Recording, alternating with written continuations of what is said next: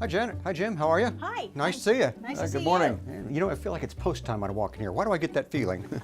Well, that's the image we try to create. A lot of people remember Beulah Park as a horse racing track, but it didn't start that way, right? That's correct. The story of Beulah Park actually begins with Adam G. Grant, who is considered to be the greatest entrepreneur in Grove City history. He's the gentleman who originally bought 80 acres west of Harrisburg Pike along what is now Grant Avenue to build an addition to Grove City, which he called the Beulah Addition, which he named after his daughter, Beulah Grant. Grant decided that the best way to entice people to buy a lot in the Beulah Addition was to build a recreational park at the west end of the addition. And of course, he called it Beulah Park. And it was the place that people would go for picnics and to hear speeches and baseball games. And it really attracted people to come to Grove City. And horse racing was one of the things they did here on this Yes. track that kept getting bigger and bigger over the decades. That's correct. Originally, they bought a little more land and built a half-mile racetrack on the grounds. Then in later years, they added more to the track and made it a mile oval. And that's when things really started to happen for Beulah Park.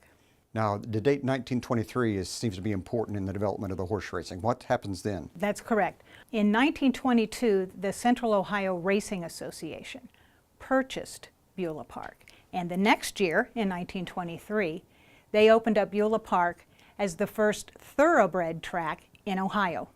Could you legally wager on the races at that time? Well, the parimutuel betting didn't really happen until the 1930s. Well, horse racing is the sport of kings, the sport of queens is dog racing, and some of that happens here too, is that right? Yes, that's correct. The greyhounds were raced in Grove City for quite a few years, back in the 20s, very early 30s. And there were two different clubs that actually had the dogs here. There's a picture behind you that I'm interested in. It shows the kind of crowds that gathered here. I think that's from the 1940s, but even as early as the 1920s, we might have seen crowds like that. Is that right? Yes. Wow, this is huge. What was the population of Grove City, like 1930 or so? Do you know?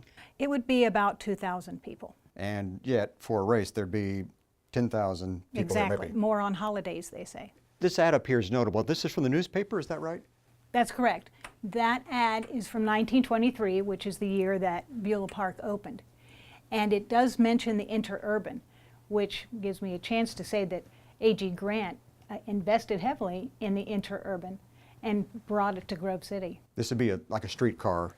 A streetcar or a traction line. That ran from here to Columbus? Yes, it went to Mound Street, but it ran straight down Harrisburg Pike to Grove City and on out to Orient. Bringing hundreds of people here for race day. Absolutely. We've got a really interesting item here, this saddle. A lot of people haven't seen a saddle that a jockey would be on during a race. Yes, this is a jockey saddle that was used in the 1950s and 1960s. And you can see it looks like an English saddle, but it is actually much smaller. Jockeys are very small in stature, and they can only weigh so many pounds when they're on the horse. And if they don't weigh enough, then weights were put in their pockets so that the weight would be correct. They were very, very strict about that. I do want to point out one detail, and I love these racing silks. And I'm awful fond of the bow tie they put on them often. So that was a trademark of the jockeys, right? That's correct. Each owner had their own color and also a design on their silk. Were there local horses competing here, or was it from people beyond? Oh, we had a lot of people here in the Grove City area who had thoroughbreds, including my grandparents. And then they would be able to attract horses from Florida, New York. What kind of jobs would have been created at a facility like this? Well, it was a major source of jobs for the people here in Grove City and Jackson Township. There were cooks in the clubhouse, there were valets that would bring the horses out, the exercise boys, the jockeys, of course, the people who worked in the mutuals. And then around Grove City, we had lots of farmers who would sell hay and straw and also a feed, and they would buy it at the Old Grove City Farmers Exchange almost across the street from here. Coming to the 16th pole, Naughty Mike by a head, Saberman on the inside second. deep stretch, Naughty Mike, in front. What happened? Why did Beulah Park go into decline? Well, I think horse racing in general started to decline, I would say, by the 1990s. And I believe that's because there were so many other things going on in central Ohio. And eventually they just became uninterested in the thoroughbreds. Yeah, and it wasn't a decline that was just local. I mean, this was the whole horse racing industry, that there's less interest in it than there used to be. Yes, I believe that. Just trying his second. Deep stretch. That's the way it was. In front. Kind of a curious bookend that the past or the origin of Beulah Park as a residential development might also be its future now, right?